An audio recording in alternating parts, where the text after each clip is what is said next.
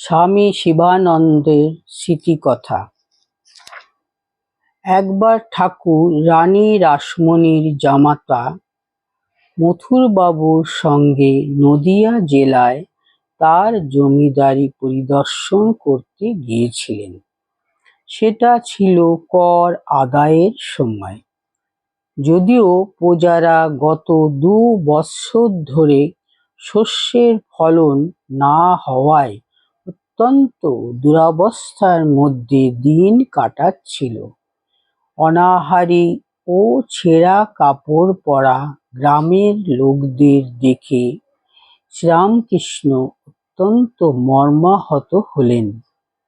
তিনি মথুরবাবুকে ডেকে পাঠিয়ে তাদের কর মকুব করে ভালো করে খাওয়াতে ও কাপড় দিতে বললেন।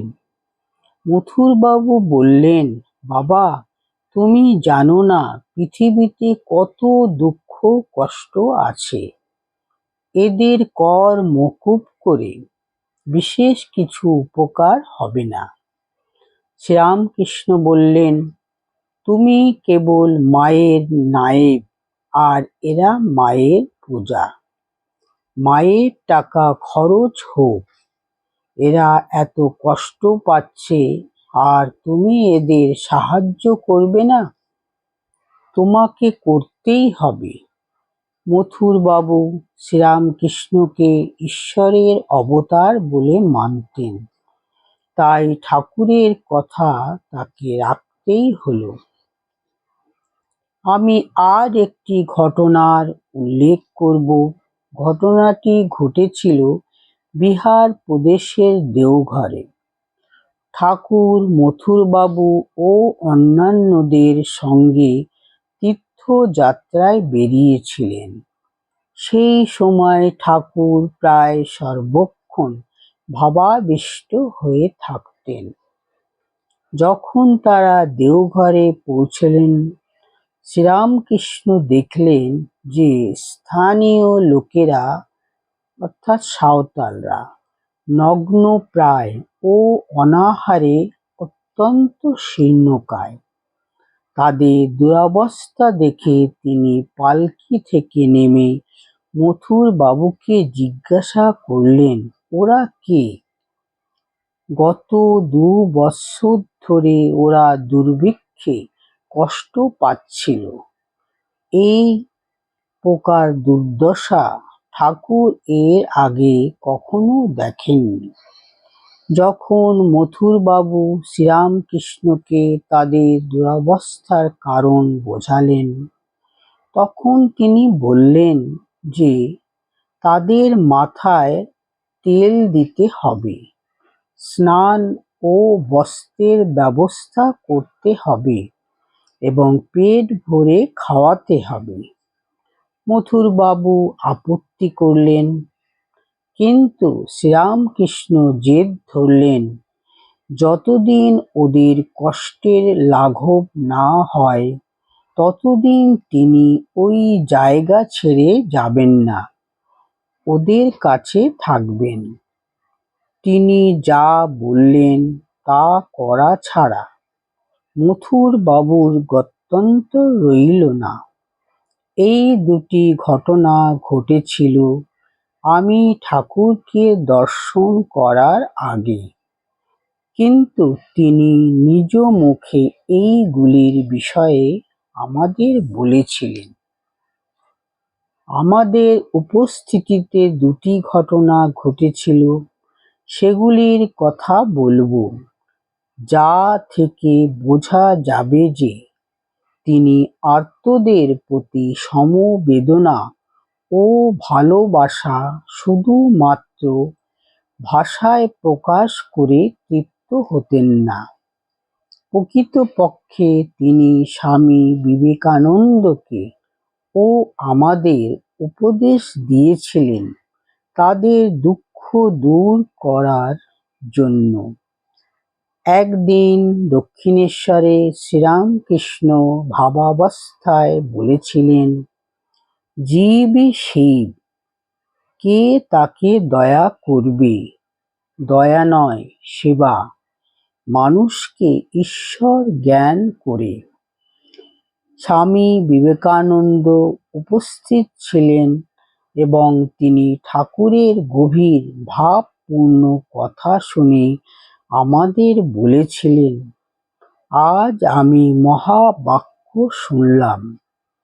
যদি কখনো সুযোগ হয় এই মহাসত্য জগতে প্রচার করব। রামকৃষ্ণ মিশন বিভিন্ন স্থানে যে অসংখ্য সেবার কাজে নিযুক্ত রয়েছে তার আরম্ভ যদি কেউ অনুসন্ধান করে তাহলে এই ঘটনায় তা পাওয়া যাবে। অপর ঘটনাটি 1886 খ্রিস্টাব্দের গোড়ার দিকে ঘটেছিল। ঠাকুর তখন অসুস্থ অবস্থায় কলকাতার কাছে কাশীপুরের উদ্যানবাটীতে চিকিৎসাধীন ছিলেন। এই বৎসরে এই স্থানেই তিনি মহাসমাধি লাভ করেছিলেন। সেই সময় স্বামী বিবেকানন্দ এবং আরও প্রায় 15 জন উদ্যানবাটীতে থাকতেন তাকে সেবা করার জন্য। তখন প্রায়ই স্বামী বিবেকানন্দ নির্বিকল্প সমাধি দান করার জন্য ঠাকুরকে অনুনয় করতেন। একদিন ধ্যান করার সময় স্বামী বিবেকানন্দ সত্য সত্যই ওই অবস্থা লাভ করলেন। তাকে অচৈতন্য ও তার দেহ শবের মতো শীতল দেখে আমরা খুব ভয় পেয়ে দৌড়ে ঠাকুরের কাছে গেলাম ও তাকে ঘটনাটি জানালাম। তিনি শুধু হাসলেন ও বললেন, বেশ হয়েছে। তারপর চুপ করে রইলেন।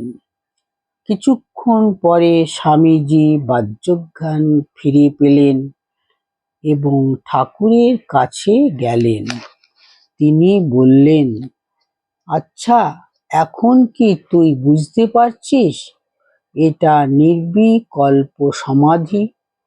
এখন থেকে তালা চাবি দেওয়া থাকবে। তোকে মায়ের কাজ করতে হবে। কাজ শেষ হলে মা তালা খুলে দেবেন। স্বামী বিবেকানন্দ বললেন, আমি সমাধি অবস্থায় আনন্দে ছিলাম। এই অপরিসীম আনন্দে আমি জগৎ ভুলে গিয়েছিলাম।